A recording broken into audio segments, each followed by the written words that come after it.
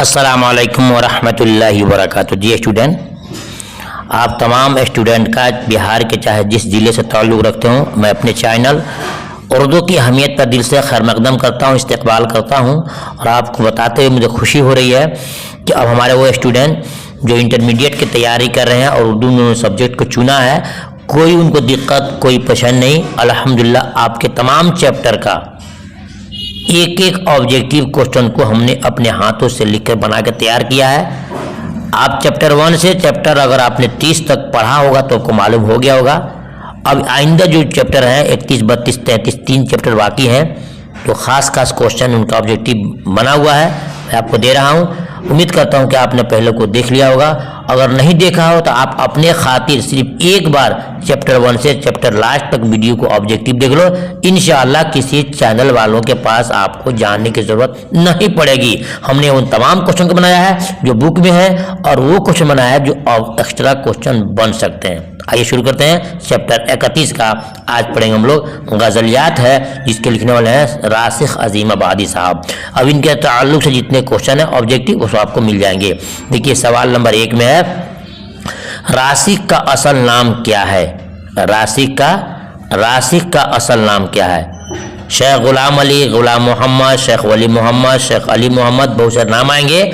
आपको चुनना है सही नाम शेख गुलाम अली।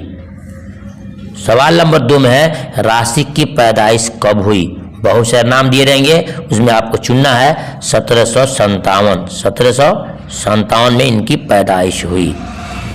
देखते हैं सवाल नंबर 3 में, रासिख के वालिद का क्या नाम था? बहुत सारे नाम मिले हमको, शेख फैज़ मोहम्मद, शेख मोहम्मद फैज़, अहमद फैज़, बहुत सारा। लेकिन आपको चुनना है कि रासिख के वालिद का नाम था शेख मोहम्मद फैज़।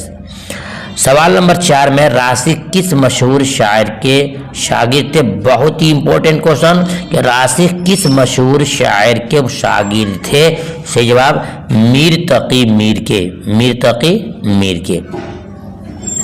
नेक्स्ट देखते हैं सवाल नंबर 5 में है कि रासिख की वफात कब हुई? ये स्टूडेंट, रासिख की वफात कब हुई? ठीक है, तो आप देखेंगे कि बहुत सारे विकल्प दिए हुए हैं। सही जवाब 1823 में इनका इंतकाल हुआ, इनकी वफात हुई। ये आपके क्वेश्चन थे वहाँ के। अब आइए देखते हैं कि जो मुख्तसर तरीन के नाम से या आप बताइए के नाम से क्वेश्चन लिखा है, उसका जवाब क्या है? रासिख का पूरा नाम क्या था?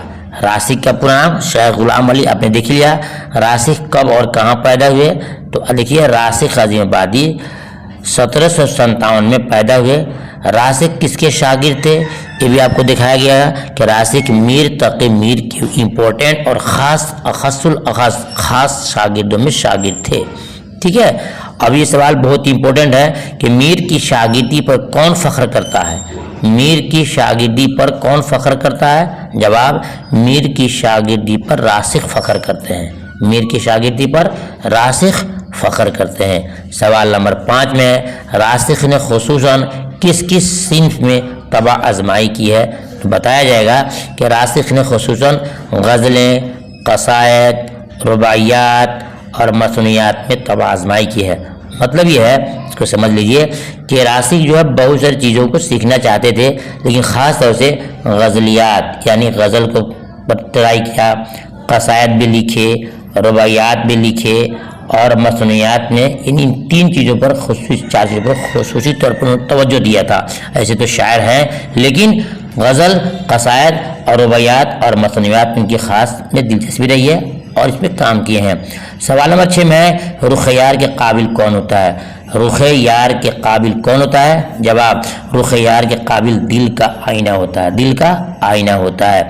नेक्स्ट देखते हैं सवाल नंबर 7 में, फलक किसके इशारे पर ईज़ा पहुँचाने लगा? जवाब देंगे कि फलक जो है माशूक के इशारे पे, किसके? माशूक के इशारे पे ईज़ा पहुँचाने लगा। ठीक है, सवाल नंबर 8 में, दिल क्यों डूबा जा रहा था? बताएंगे इश्क की बीमारी में दिल डूबा जा रहा था। इश्क की बीमारी में दिल डूबा जा रहा था। ठीक है, अब आगे देखते हैं, कुछ क्वेश्चन है जो आपके लिए बहुत इंपॉर्टेंट है, जो अंदर से बनाया गया उसको चीज लिख करके कि सबक नंबर 31 क्या है कि राशिक अजीम आबादी ने किन किन शोरा से इस्लाह ली है। राशिक अजीम आबादी ने किन किन शोरा से इस्लाह ली है। अगर लिखावट साफ नहीं है, आवाज़ सुनिए कि राशिक अजीम आबादी ने किन किन शोरा से इस्लाह ली है। जवाब मीर तकी मीर से। किसे? एक लिया है मीर तकी मीर से और दूसरा लिया है मिर्ज़ा मोहम्मद फिदवी से। इन दोनों से हमेशा इस्लाह लिया करते थे, इनसे सीखते थे।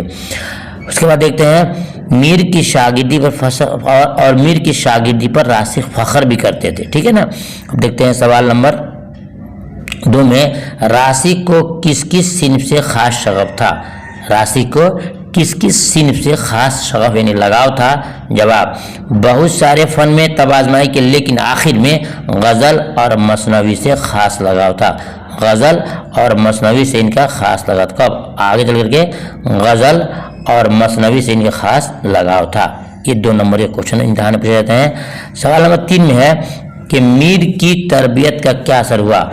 मीर की तरबियत का क्या असर हुआ। जवाब होगा कि असर ये हुआ कि मीर की शायरी का रंग उन पर चढ़ गया। असर क्या हुआ?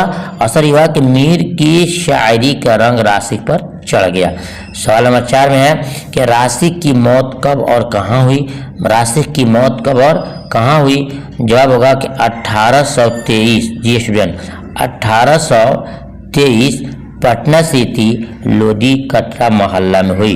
पटना सिटी लोधी कटरा मोहल्ला में इनकी मौत हुई। सवाल नंबर 5 में राशिक का कलाम किस नाम से शाया हुआ है। ये भी क्वेश्चन बहुत इंपॉर्टेंट है कि राशिक का कलाम किस नाम से शाया हुआ है। जवाब होगा कि राशिक का कलाम कुल्लियाते राशिक के नाम से, कुल्लियाते राशिक के नाम से शाया हुआ है। ठीक है, ये वो क्वेश्चन है जो आपका चैप्टर नंबर 31 था। फिर मिलता हूँ चैप्टर नंबर 32 में, तब तक के अल्लाह हाफिज।